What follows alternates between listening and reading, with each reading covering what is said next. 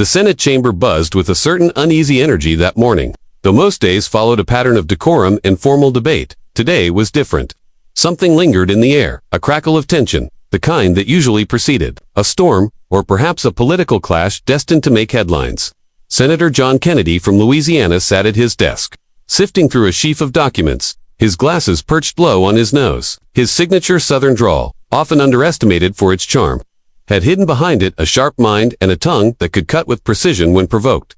Meanwhile, on the other side of the chamber, Representative Adam Schiff, a man known for his role in high-profile investigations, moved with practiced confidence. Schiff was no stranger to controversy.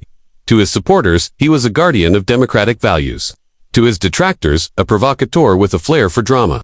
This morning, he was scheduled to present findings from a recent intelligence oversight hearing. Though the agenda was routine, those familiar with the undercurrents of Capitol Hill politics sensed that this wasn't going to be just another hearing. As the session opened, Schiff took the floor, his voice calm and measured. But the moment his speech pivoted to the subject of foreign interference and national security, things took a turn. He began criticizing what he called the dangerous rhetoric of some senators who, in his words, pandered to conspiracy theories while dressing them up as patriotism. Though no names were mentioned, all eyes turned instinctively toward Senator Kennedy. The Louisiana senator had been vocal in recent weeks about election security concerns, some of which had been widely dismissed by mainstream media as unsubstantiated. Kennedy, unfazed, leaned back in his chair, a faint smirk tugging at the corner of his mouth. He knew Schiff wasn't just making an observation. This was a calculated jab, an invitation to a verbal duel, and Senator Kennedy, never one to back away from a challenge, was already sharpening his response. Then it happened, in a moment that would be replayed endlessly on cable news and social media. Schiff looked directly across the chamber and said, "When elected officials behave like thugs in tailored suits, they don't just disgrace the chamber, they endanger the country." The word thug echoed in the chamber like a dropped gavel. The silence that followed was thick with anticipation. Everyone turned toward Kennedy, waiting to see what he would do. What came next was not a fiery outburst, but a calm, calculated dissection. Kennedy stood, adjusted his glasses, and began, "Mr. Schiff, I've been called many things in my life. Senator, professor, and a few words not fit for polite company. But a thug, that's new, and coming from you, it's rich." His tone was even, but his words carried the force of a blade sliding between ribs. "I believe in robust debate. I believe in asking questions, uncomfortable questions. And I believe the American people are smarter than you give them credit for. If you think disagreeing with you makes me a thug, then maybe the real threat isn't outside these walls. Maybe it's the arrogance inside them." The chamber erupted in murmurs. Some clapped. Others stayed frozen, eyes darting between the two men. Schiff, momentarily caught off guard, attempted to regain control of the narrative, but the damage was done. Kennedy had not only deflected the insult but turned it into a statement about freedom of speech, dissent, and the dangers of political elitism. The media would spin the moment in all directions. Headlines would highlight the insult, the comeback, and the broader implications. But inside the chamber, those who were there knew they had witnessed more than a fight. They had seen the spark of something bigger, a showdown between two political heavyweights, each representing a different vision of America's future. But this was just the beginning. The press had barely caught its breath from the clash in the chamber before headlines flooded the digital airwaves. Social media was ablaze. On one side, supporters of John Kennedy hailed his response as a masterclass in Southern political precision, firm, restrained, devastating. On the other, Schiff's base defended his comments as a courageous stand against what they perceived to be an erosion of truth in the public square. But inside the Capitol, behind closed doors and guarded hallways, the moment had done something more dangerous. It had made the fight personal. 2 days later, Kennedy sat in his office overlooking Constitution Avenue, sipping lukewarm coffee and rereading transcripts. His team urged him to leave it at that. "You already won the room," one aide said, but Kennedy was too seasoned to settle for one viral clip. To him, the insult wasn't about pride. It was about principle, a deeper wound to the idea of open debate being replaced by character assassination. And more importantly, he knew Schiff wouldn't let it rest either. Sure enough, Schiff re-emerged during an evening interview on national television. The host leaned in, visibly eager for a quote that would trend within seconds. "You referred to Senator Kennedy as a thug," the anchor said. "Do you stand by that?" Schiff didn't hesitate. "I do," he replied. "When public officials actively spread disinformation that undermines democratic institutions, it's not just misguided, it's dangerous. And yes, I call that thuggish behavior. You don't have to wear brass knuckles to threaten the truth."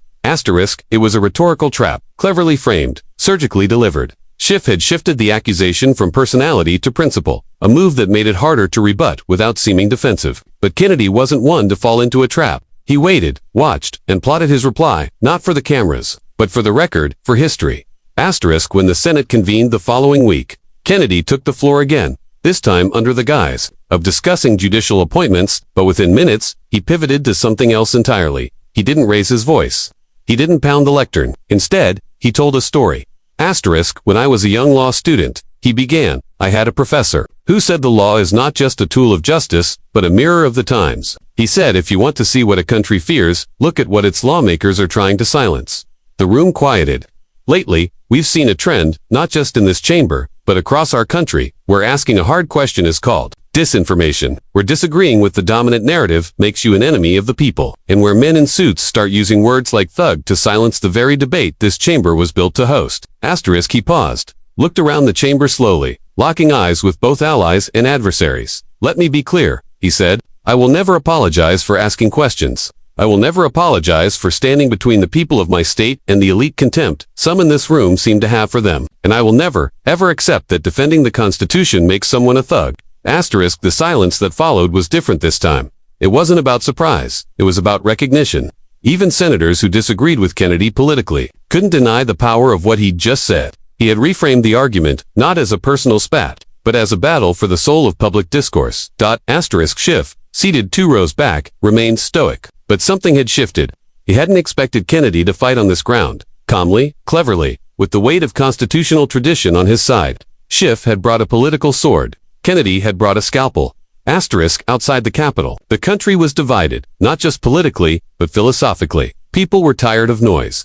Tired of insults masquerading as conviction. And in Kennedy's response, some saw not just a rebuttal, but a rebuke of a larger cultural drift where the loudest voice in the room thinks it's the wisest. Asterisk, the story, however, was far from over, because what neither man yet realized was that their clash had unearthed something deeper than rhetoric, something raw, unresolved, and ready to explode. Not between them, necessarily, but in the heart of a nation still unsure whether to listen, shout, or simply turn the channel. Asterisk, but one thing was now certain, this wasn't going away. Asterisk, the days that followed were filled with more than just headlines, they were filled with rumblings. Conversations in back rooms became more hushed, alliances tighter.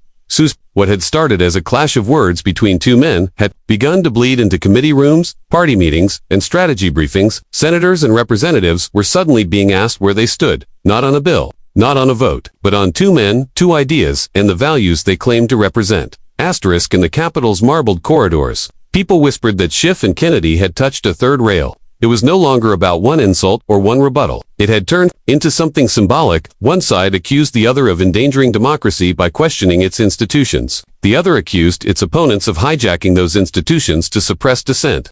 The ground beneath Washington was no longer firm. Asterisk, but beneath the surface. Each man had his own storm brewing. Asterisk for Schiff. The pressure was internal, a growing chorus from within his own party, who feared that his thug comment had backfired. Fundraisers were split. Donors whispered doubts. Privately, some allies wondered if he had given Kennedy too much oxygen, too much ground. The word he had used had been intended to strike down a style of politics, but instead, it had elevated a man who now wore the insult like a badge of honor. Asterisk, Schiff sat alone one evening in his office, staring at the Washington Monument through the tall glass. He remembered the early days, his first hearings, his rookie nerves, his fire for justice. Somewhere along the way, the system had hardened him. Now he was being told to soften, to walk it back. But he couldn't. He wouldn't. He believed. Kennedy was wrong. He believed words mattered. And so did conviction, even if it meant standing alone. But he wasn't the only one wrestling with ghosts. Down in Louisiana, Kennedy returned home briefly for a town hall. What he encountered was not just support. It was raw, roaring admiration. Voters clapped him on the back and thanked him for standing up to the suits. Mothers thanked him for saying what they felt. Truck drivers and teachers, ranchers, and retirees, they all told him the same thing. You're the only one speaking for us. Asterisk, but in the quiet moments, away from the crowds, Kennedy too had doubts. He wondered if the system was broken beyond repair. He wondered if principled debate was still possible, or if politics had become a blood sport where truth was just a tool to win the next news cycle. He didn't regret what he said, but he did begin to see what it had sparked. Not just support, but division. Not just admiration, but polarization. Asterisk, the next Senate session was expected to be routine. A vote on an agriculture bill. A briefing on overseas defense operations, but nobody cared about the schedule. All eyes were on Kennedy and Schiff. Would they speak again? Would they confront each other directly? or had the storm already passed? But what happened next surprised everyone. Midway through the session, Kennedy rose from his seat. Not to make a speech, not to clap back, but to make a motion, a request to form a bipartisan committee on restoring civility and accountability. In congressional discourse, the room paused. People looked around, confused. Was this a joke? A trick? Asterisk. But Kennedy wasn't smiling. He was dead serious. Asterisk. He turned to the chamber and said, "I've got thick skin. I've been called worse. But the people we represent are tired of the shouting. They want leadership, not theater. And while I'll never agree with Mr. Schiff on most things, I will agree with him on this. The truth matters. The difference is, I think the American people deserve the right to decide what it is, not have it decided for them." Asterisk. There was silence. And then, slowly, Schiff stood. Asterisk. He didn't respond with fire or sarcasm. He simply said, "I second the motion." Asterisk. The chamber, stunned into stillness, realized something extraordinary had happened. Two political enemies, whose war of words had drawn the nation's attention, had just agreed, not on policy, but on the idea that maybe, just maybe, the country deserved more than insults and soundbites. But not everyone was pleased. Within hours, political commentators exploded with fury. Cable news screamed betrayal. Online trolls called it weakness. PACs prepared attack ads. Because what neither man had fully accounted for was this. Outrage had become currency, and unity, real unity, was expensive. Asterisk. Still, something had changed. Asterisk. In coffee shops across the country, in break rooms and barber shops and late-night diners, people were talking. Not about the latest scandal or pull, but about two men who had drawn swords and then, surprisingly, sheathed them. Asterisk. The fight was far from over. But for the first time in weeks, the fire had turned from destructive to illuminating. Asterisk. The question now was this. Would they hold that line? Or would the machine pull them back into the chaos it feeds on? The next move, as always, would determine everything. The echo of that moment, Schiff seconding Kennedy's motion, reverberated far beyond the marble walls of the Capitol. It traveled across state lines, infiltrated morning news cycles, lit up late-night commentary, and stirred both hope and hostility in equal measure. Some called it historic, others called it political theater. But no one could ignore it. In a country fractured along every ideological fault line, two sworn opponents had extended a hand. However, briefly, towards something that felt almost forbidden. Now, civility. Asterisk. But behind that fragile gesture, tremors were already building. Asterisk. By the end of the week, Kennedy found himself in the crosshairs of his own allies. Conservative media outlets accused him of surrender. Social influencers on the right, who had championed his clapback to Schiff just days earlier, now branded him soft, even compromised. One pundit sneered on live television, "If this is bipartisanship, then it's just betrayal with manners." And though Kennedy had never governed by headlines, the speed of the backlash caught even him off guard. Asterisk. He walked the hallways of Capitol Hill like a man who had touched a wire he didn't know was live. Staffers avoided eye contact. The phones rang less with support and more with warnings. A few of his closest advisors even suggested walking it back. Not the idea of civility, but the appearance of alignment with Schiff. "You don't have to actually work with him," one aide said. "Just look like you tried." Asterisk. Kennedy didn't respond to that. He just stared out the window. Toward the Potomac, his jaw set. The same way it had been when he was a young prosecutor, and he'd stood against political pressure to defend an unpopular case, not because it was easy, but because it was right. Asterisk. Schiff, on the other hand, faced a different firestorm. His critics weren't calling him weak, they were calling him a traitor to the cause. Progressive voices that had once championed him as a warrior of truth now questioned his judgment. "Why would you work with someone who undermines democracy?" they asked. "Why give legitimacy to someone who platforms lies?" Asterisk. The response was swift and merciless. Editorials ran headlines like "Schiff softens, voters harden, and the cost of compromise." His office was flooded with letters, many of them handwritten and angry. One, written in neat cursive, simply read, "You weren't elected to make friends, you were elected to fight." Asterisk. In private, Schiff sat at his desk and reread that letter. More than once, he understood their anger. But he also felt something deeper than politics. Exhaustion, the kind that settles into your bones when you've spent too long screaming over other people's shouting. When every gesture is dissected, every motive maligned. He hadn't backed down from Kennedy because he agreed with him. He'd backed down because he saw something else in the man's eyes that day. Not agreement, but willingness. The rare kind. And maybe, just maybe, that was worth something. Asterisk. Still, the fallout came fast. Asterisk. The bipartisan committee that had sparked the controversy held its first closed-door meeting the following week. No press, no soundbites, just 5 senators and 5 representatives, equally split along party lines, seated at a long, polished table. The atmosphere was cautious, tense like a ceasefire in a room full of armed negotiators. Asterisk, Kennedy entered first, folder in hand. Schiff entered last. They didn't speak at first, but they nodded. The others watched closely. Every move, every breath, analyzed. Asterisk, the meeting was difficult. Tempers flared. No one agreed on definitions. One senator from the left called out, conservative media by name. A representative from the right fired back with a scathing indictment of legacy press lies. The air grew heavy, the discussion circular. It was clear that even the definition of truth was fractured now. Asterisk, but then Kennedy said something that stopped the room cold.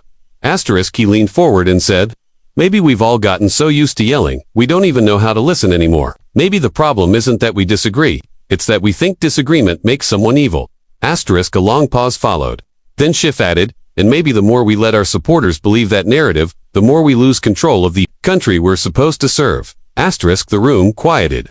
Not in agreement, but in recognition. Asterisk, because beneath the political theater, beneath the cable news segments and viral insults, was a truth none of them wanted to say out loud. America was tired, not weak, not finished, just tired, of being told to hate half the country, of being weaponized against itself. Asterisk, the meeting adjourned with no resolution, no victory lap. But something had cracked, not in defeat, but in admission. Asterisk, outside, the world kept spinning. Asterisk, protests broke out in front of the Capitol, not against a bill, not against a party, but against collusion of civility. People waved signs that said no trans unity with tyranny and truth over peace. The irony was bitter.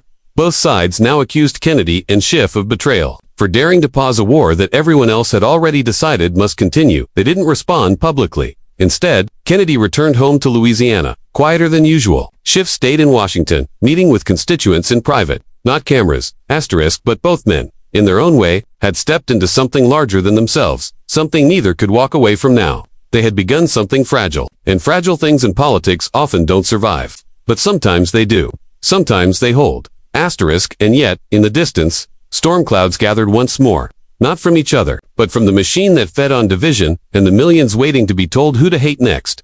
Asterisk, the final move was coming. The one that would either break everything apart, or finally prove something stronger than outrage could exist. Asterisk, the day of the final hearing arrived without warning. No press advisory, no grand buildup, just a line on the congressional calendar. Special session, bipartisan committee on congressional conduct and civil discourse. To most in Washington, it was a formality, a quiet coda to a political experiment that had already overstayed its moment in the spotlight. Few expected anyone to watch. Fewer expected it to matter. But by late morning, something strange happened. CSPAN's feed began to trend, not because of a viral moment, but because someone, somewhere, had leaked a line from the upcoming remarks. This isn't about the next election. It's about whether we deserve another one. Asterisk, by noon, the chamber was packed. Senators and representatives filled their seats, not because they had to, but because, for the first time in months, they were curious. The atmosphere was tense, uncertain, like the seconds before a verdict is read. Asterisk, Kennedy stood first. No theatrics, no preamble. He adjusted his glasses, cleared his throat, and began. Asterisk, I didn't come here today to apologize for anything. I've said, I stand by every word, and I'm sure Mr. Schiff does too. That's fine, we're supposed to disagree. That's what this place was built for. But I've been thinking lately about something bigger than words. I've been thinking about silence. He paused, letting the weight settle. There's a kind of silence we all carry now. A silence in the grocery store when we don't know if we can talk politics without losing a friend. A silence at Thanksgiving when we skip the news channel to avoid a fight. A silence in classrooms, in churches, in boardrooms, all because we've turned disagreement into danger. Asterisk, he looked out at the room. Not a sound. Asterisk, and I have to ask myself if I'm part of the reason for that silence. If my words, however clever, however correct, made someone feel like they had to choose between truth and peace, and I don't like that answer. Then, he stepped back. And Schiff stood. Asterisk, he didn't bring notes, didn't pace. He simply looked around the room and spoke with quiet clarity. Asterisk, I've spent most of my career believing that truth had to be defended at all costs, and I still do. But somewhere along the way, I started seeing anyone who questioned my truth as the enemy. And that's a dangerous thing, especially when you have power. He let that linger. When I called Senator Kennedy a thug, I thought I was standing up for something noble. But the truth is, I was standing on a stage, and I liked the applause. That's hard to admit, but I say it because the damage that followed didn't come from him, it came from me. Asterisk, the chamber shifted. Some surprised, some moved, some stone-faced. Asterisk, but here's the thing. He continued. We can't preach unity while calling each other names. We can't demand respect while denying it, and we can't keep pretending that this country can survive if we keep making enemies out of anyone who tells us we're wrong. Asterisk, he stopped. Then added, if that makes me soft, then so be it. I'd rather be soft and build something than be hard and burn it down. Asterisk, when both men had finished, the chamber was silent again, not out of protocol, but because no one quite knew what to do next. Asterisk, and then something unexpected happened. Asterisk, a Republican senator from the Midwest, known more for keeping quiet than making waves, stood and simply said, I agree. Then a Democrat from New England echoed it. And slowly, one by one, members from both parties began to stand. Not to make speeches, not to perform, but to acknowledge the moment for what it was. A rare, unscripted pause in the storm. Asterisk, outside the chamber, not everyone was impressed. Headlines skewered the event as naive, a political stunt, or worse, a surrender. Social media split. Predictably, cable news hosts spun it in opposite directions before the echo faded. Asterisk, but in living rooms, in diners, on long car rides across empty highways. People remembered it differently. Asterisk, they remembered two men who should have hated each other who did. At one point, choosing something better, not because it won them anything, but because it reminded everyone watching that politics doesn't have to be war. Asterisk, that night, Kennedy returned to Louisiana. Schiff went home to California. No press conferences, no interviews. Asterisk, they didn't become friends. They didn't vote the same way. They didn't change their stripes, but something had changed. And years later, long after both had left office, long after the headlines had faded, history would look back at that strange little committee hearing, not as a turning point in politics, but as a moment when two men remembered what it meant to serve, not themselves, but the country. Asterisk.